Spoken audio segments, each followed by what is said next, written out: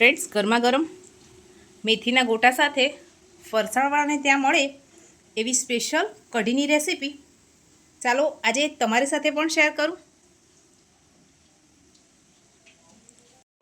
250 ગ્રામ મેથી લીધી છે। ડાળખાના ભાગમાંથી પત્તાનો ભાગ અલગ કરી લીધેલો છે।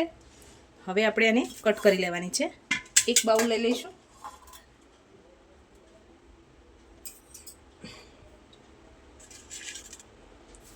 હવે એને આપણે ઝીણી ઝીણી સમારી લઈશું।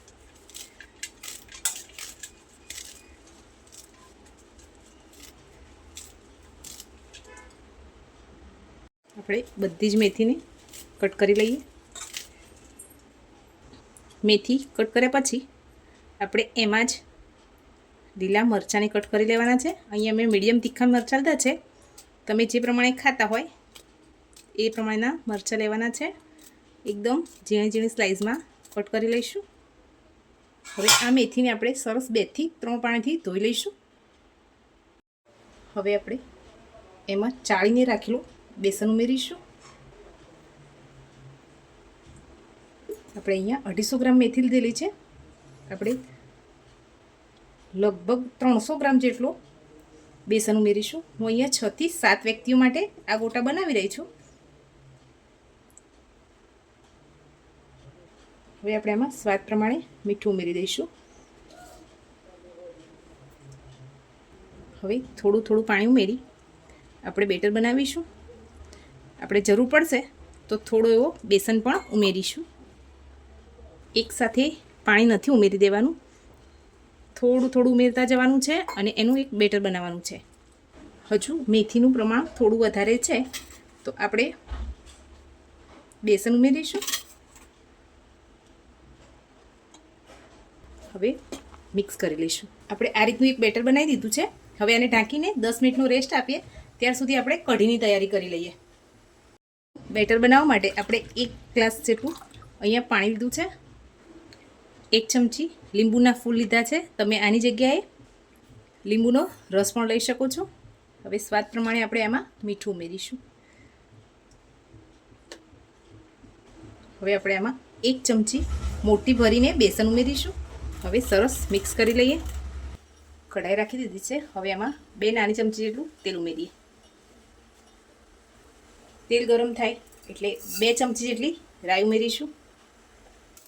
રાઈ તતડવા લાગે એટલે એમાં 2 નંગ લીલા મરચાં કટ કરીને રાખેલા છે એ ઉમેરીશું।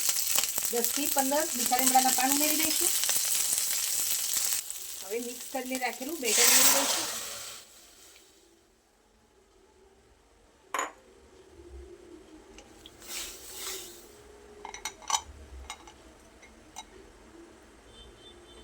અડધી ચમચી જેટલી હળદર ઉમેરી દઈશું।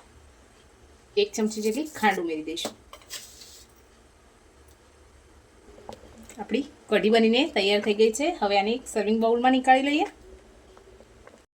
10 થી 12 મિનિટ પછી આપણે 1 પાઉચ ઈનોનું ઉમેરી દઈશું।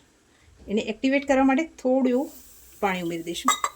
હવે બેટરને એક જ ડાયરેક્શનમાં ફેટી લઈશું। તેલ પણ આપણું ગરમ થઈ ગયું છે। હવે આપણે ગોટાને તેલમાં મૂકી દઈશું। એકવારમાં જેટલા આવે એટલા ઉમેરી દેવાના છે। ગેસની ફ્લેમને પહેલાં થોડી વાર માટે હાઈ રાખીશું। બધા જ ગોટા ઉમેરી દઈએ, પછી લોટું મીડિયમ કરી દઈશું એટલે આપણા ગોટા અંદરથી સરસ રીતે કૂક થઈ જાય।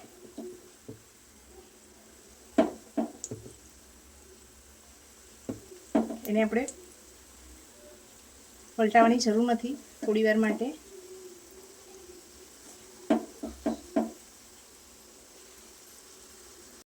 આપણે ઉલટતા પલટતા સરસ આ રીતે ગોલ્ડન બ્રાઉન કલરના ગોટા તૈયાર થઈ જાય એટલે નીકાળી લઈશું।